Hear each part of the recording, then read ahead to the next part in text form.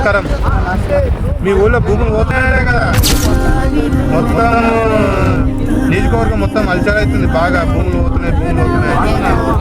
ఏం లేదు, నాకు నిద్ర పడుతుంది, చచ్చిపోయింది. నా కూడా నిద్ర ఉండాలి, ఏం ఉండాలి, నా భూమి పోతుంది.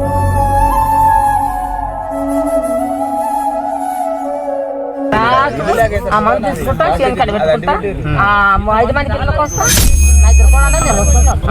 ఎప్పుడైనా రామన్న గెలిస్తే ఇట్లా పోతాయి భూములని మాకేమో చెప్తారు మాకు.